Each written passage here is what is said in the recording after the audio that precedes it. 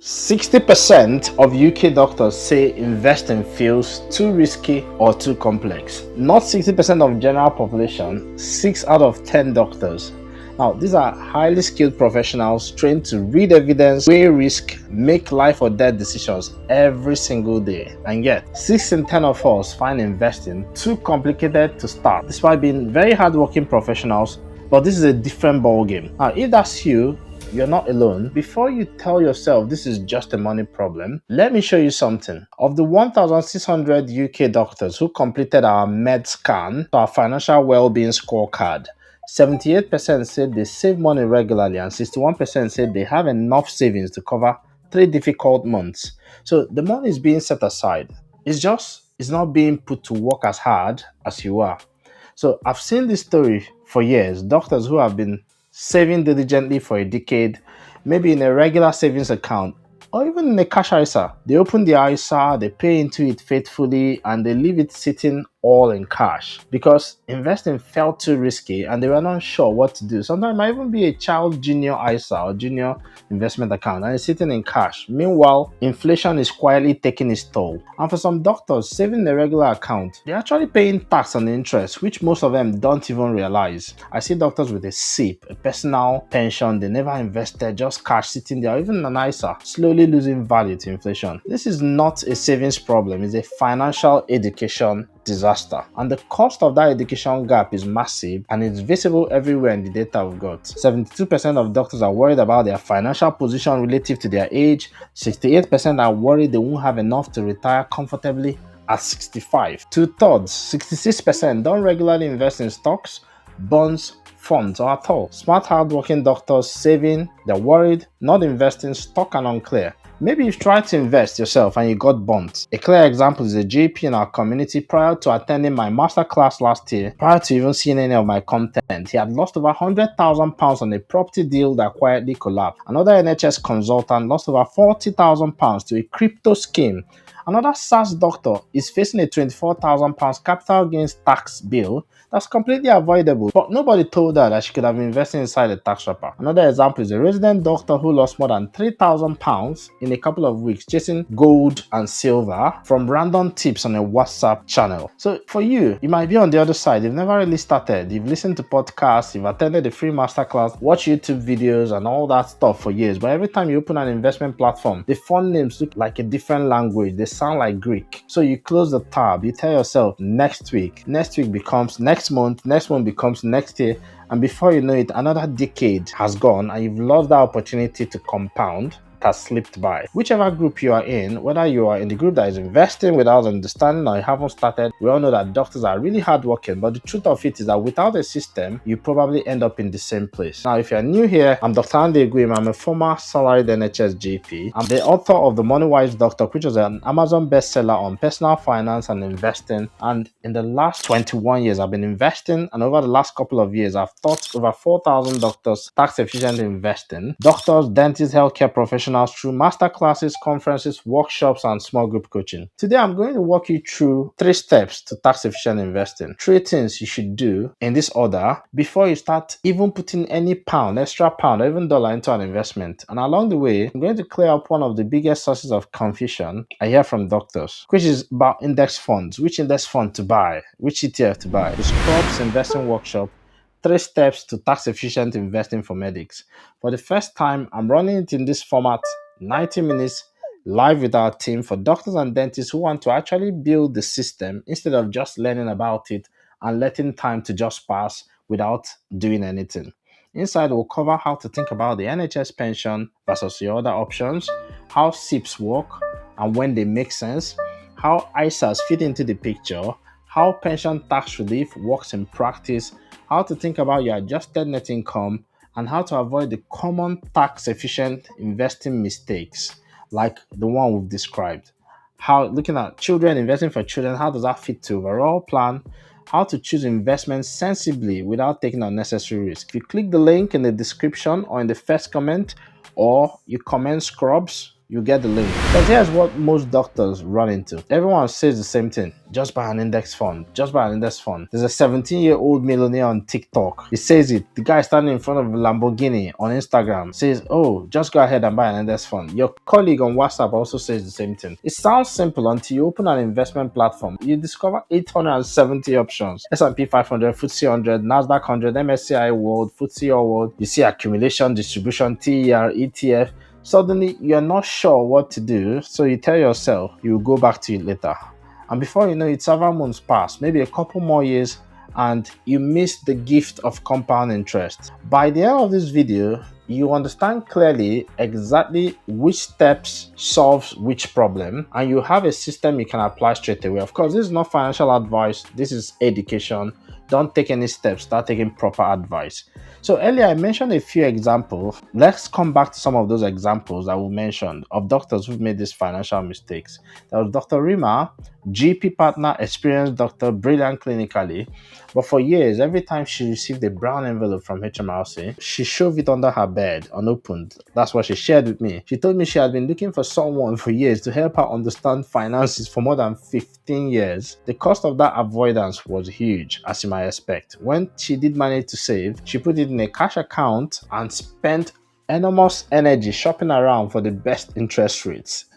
That's a losing game. Long term, she was losing the game to inflation and she missed out on decades of compounding. Now, she feels that she should be stopping work at this point, but she still has to keep going, okay? Dr. Ola, NHS consultant, he was over 100K sitting in a regular savings account because he thought he was being safe, he was afraid of investing.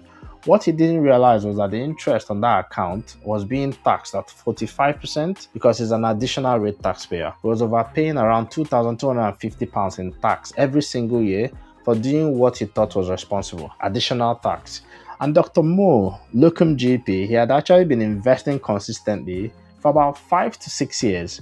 He had built up around 100K in capital gains, but he was investing it through a general investment account with no tax protection, instead of a tax protected account. So when he attended my workshop and learned about tax efficient investing, and he realized, he went back to check if he could sell it, he now saw that he had a £24,000 tax bill. Now, none of them had a clear understanding of how the system works. None of them had the financial education they needed. These are intelligent doctors, right? Today, I want to give you that system and that clarity so you understand it clearly, and that could help you avoid these costly mistakes. Now, the framework I'm going to walk you through is from a method I teach in my book. In chapter 6, I call it the SCRUBS method of investing. It's a framework I shared in my book, The Moneywise Doctor. Now, the full SCRUBS framework has about 6 parts. You can read all of it in my book. Basically, you can check my channels to get it. But today, I'm focused on the 3 steps that directly stop the financial leak and help you to start your journey to financial independence. So number 1, diagnose. You want to find your tax advantage. Number 2, structure your investment. Number 3, you want to sort of build the system before you then automate it.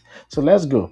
Number 1, you want to start with the diagnosis. Where exactly are you in this SCRUBS framework, okay? Before you invest a single pound or dollar, you need to know where you stand on tax. So I've done videos around this, SIPP or ISA and all of that, because investing without understanding your tax position is like pouring water into a leaky bucket. It's like putting coins into a pocket with a hole. You might not notice the loss, you might not notice it in real time, but when you need it, it's not there, or some of it is gone. Here's what most doctors miss. If you earn between 100K and roughly £125,000 in adjusted net income, you are in what we call the 60% tax trap. I've done videos on it here. Even if you earn less than 100K, there are other benefits you can miss out if you don't understand your adjusted net income. For instance, if you earn above £60,000 in adjusted net income, you start losing child benefits, okay? And at some point at 80K, you've lost everything. Now, here's how the 60% tax trap works. For every £2 you earn above 100K of adjusted net income, you lose £1 out of your 12,570 tax-free allowance. Start losing that. By the time your adjusted net income hits about £125,140, the personal allowance is entirely gone. Now, the effect is that on every pound earned in that window, you're effectively taxed at around 60%. It feels rough. Most doctors don't even know this is happening. They just feel like their take home isn't getting any better, even though they're working harder, doing some extra sessions. And here's another one most doctors miss. PSA. Okay, if I say PSA to a doctor, the brain goes straight to prostate specific antigen, but In personal finance, PSA stands for Personal Savings Allowance. If you attended my masterclass in the past, you know this. It's the amount of interest you can earn on cash savings before HMRC starts taxing your interest. So if you're a basic rate taxpayer, your PSA is £1,000. If you're a higher rate taxpayer, your PSA is £500. And if you're an additional rate taxpayer, your PSA is zero. So every pound of interest in your regular bank account is taxed. That's why Dr. La was leaking about £2,250 a year. He didn't realize his PSA was zero. And one more thing that's worth flagging here. If you have a limited company, through locum work, private practice or anything else, a limited company can actually be used to contribute directly to your pension. That can reduce your corporation tax. It's a powerful tool for any doctor who has a limited company. But of course, if you haven't got a limited liability company, carry on with the rest of the video and you can still see other useful areas that you could use. So step 1, before you invest, diagnose your tax position. Where are you? What's the best option? What's your adjusted net income? Which tax band are you actually in? Is the 60% tax trap pulling money out of your pocket right now without you even knowing? Is your PSA giving you no protection on your cash savings because you've exceeded it? Could a limited company structure help with your income? Now, there's one lever that fixes most of this 60% tax issue, and that's pension contributions. Obviously can reduce your adjusted net income. Of course, claiming professional expenses and charity contributions could help. What doesn't help is ISAs. Contributing to ISAs doesn't help you come out of the 6% tax trap. That doesn't mean ISAs are less or not great. Whatever gains you make in ISAs, as you know, is not taxable, and the dividends are not taxed. The capital gains are all protected. But ISAs don't fix the 60% tax trap. Only pension contributions and a few other levers do that. So you want to first of all find out what's your situation before you set up a structure. So structure is the next step. So you start looking at building your investment blueprint. So that's a structure. What should you be investing in? Most UK doctors have 3 tax efficient containers available for them. So that's part of your tax structure. Your NHS pension, your personal pension like your SIPP, your self-invested personal pension, and of course you got an ISA. And most doctors use one of them, usually the NHS pension by default, and ignore the other 2. Now the NHS pension is what you call the defined benefit pension. You don't actually invest anything inside it. It's a calculated number based on your years of service and your pensionable pay, of course adjusted by inflation. So there's inflation-linked growth. For someone like me and for many doctors joining the NHS today, the NHS pension age is like 68 years. So that means you have to wait until you're 68 before you can access your NHS pension benefit in full. If you're a doctor who wants more options earlier in life, you want financial freedom, you want the ability to step back from work if you want to, the ability to take a break, the NHS pension is a great safety net. But it's not what gets you there, not if you want to do it earlier. Of course, this doesn't mean abandoning the NHS pension. That's not what I'm saying here. This just highlights the need to create more options. Once you understand your options, the total annual allowance for pension contribution across all schemes, that's both your NHS pension and your SIPP contribution, is still the same. It's £60,000 for this tax year. So if your NHS pension input amount is say £40,000, you still have £20,000 of headroom left. So that £20,000 could go into a SIPP, or you could get tax relief on top of the marginal rate. Okay, so you don't want to cross 60k. So if you're a 40% or 45% taxpayer, you're going to get tax relief at 40 or 45%. 20% happens automatically, the rest you claim through self-assessment. So here is roughly how it works. If you contribute money to a SIPP, the platform automatically creates 20% of the gross from the government on your behalf. That arrives as basic rate relief. If you're a higher rate taxpayer, you claim another 20% via self-assessment. Then there's ISA, 20k a year after tax money you can invest. The money grows tax-free, the dividends are tax-free, the capital gains are tax-free, and when you withdraw, under the current rules, they're tax-free. Here's something most doctors with families also never calculate. If you and your partner both use up your ISA, that's 40k. That's 40k. If you've got the money, great. Now, if you still have money to invest before you go and do a GIA, if you've got children, they've both got like 9,000 allowance each. So if you've got 2 children, that's an extra 18k. That's 58,000. Of course, there's also junior SIPP. Your children could have an allowance of up to £3,600 gross per tax year. Now, for doctors in our Moneywise doctor community who are using this stack quite properly, been able to grow their finances without having to do too many crazy shifts just to feel like they're moving ahead. Now, the doctors who don't use the system, they accumulate gains inside the wrong container and they lose a huge chunk of those gains to capital gains tax at some point. So the second thing is just about structure. Know your containers, know which one to fill first, and know the right order. And of course, the other vehicles too. EIS, SEIS like the Seed Enterprise Investment Scheme, for doctors investing in startups, it has its own tax advantages as well. Okay, that's not where to start. So which one to fill will depend on your income, your goals, your risk tolerance, your capacity to bear risk, and that's exactly what we'll walk through in our workshop. Okay, now the next thing you want to look at is automation. So you set the system to run without you. If you've got other things to do in life, right? Not monitoring stocks. So step 3 is the one most doctors skip, and is the one that actually makes the whole thing work without additional stress, is automation. Investing is not about willpower. I know this from experience after 20 years. It's not about timing the market daily. It's not about logging in every day to check your portfolio prices. You're going to have anxiety. If you're doing those things, you've turned investing into a part-time job that nobody's paying you for. And the data shows that the more you check, the worse your returns get, because you're more likely to make an emotional mistake when the market moves. Psychological. It's greed and fear. So here's the principle I teach that I've used sort of like many doctors have also used. It's called a mass automated monthly allocated savings system. It's direct debit from your income into your tax-efficient investing account, set up once it runs on its own. Both pointed at broad, well-diversified, low-cost index funds in the right containers. If you don't want to spend any time doing this, this is your approach you could consider. So that in itself could be where to start, so that you keep things simple, straightforward, is automated. Now, the index question. People say, well, I logged in, I don't know which index fund to buy. Is the FTSE 100 enough, or do you need something more global? What's the difference between MSCI Global, MSCI World Fund, and MSCI All Country World Fund? Is accumulation better than distribution? I get these questions every day. In fact, someone has just asked that in the community.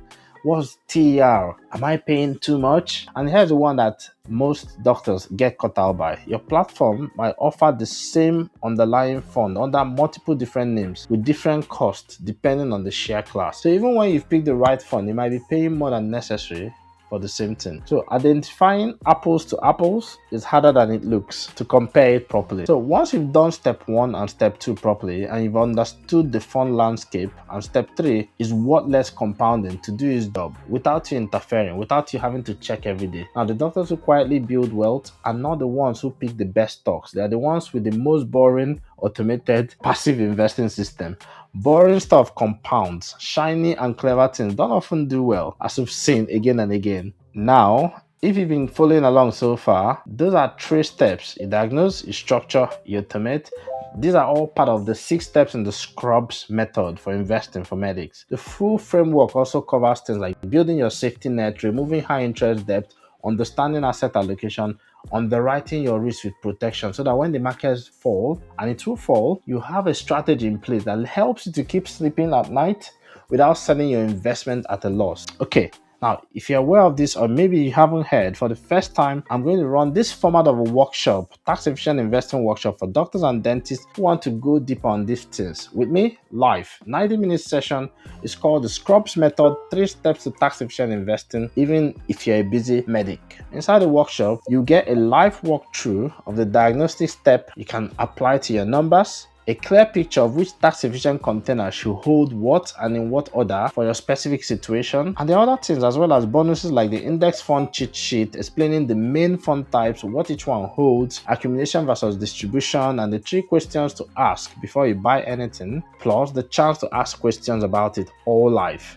So this is not just a masterclass, it's a live workshop where you actually do stuff and you finish with a workbook to take away. So you leave the session with your own personal investment blueprint, or playbook as we call it, not just my framework. Again, my previous masterclasses, hundreds of people attend, but this one I'm keeping small. We've done large masterclasses with 700 doctors at the time. They are great for teaching, but this is a workshop. We want people engaged, want real questions answered, want you to be able to achieve something there.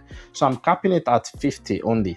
Medics, 50 seats only. This is how to grab yours. To get a ticket while it's still available, I don't know if there's still any ticket left now, but if you click the link in the description, that takes you straight to the registration page where you can secure your slot. It gives you access to the pre-workshop resources and also access to the private community where I'll be sharing updates and answering questions before the workshop date. Alternatively, if you comment SCRUBS, someone from my team will share the link with you and you'll be able to go there and register. Now, whether you come to the workshop or not, it doesn't matter. If you have a question before you sign up or you're not signing up, about what I've thought about in this video or in any of my videos, feel free to leave me a comment here and ask, and I'll do my best to give you a helpful response. And of course, if you've been watching my videos for a while and you're ready to actually build the system instead of just learning about it, this is where you actually do that. I'll see you there.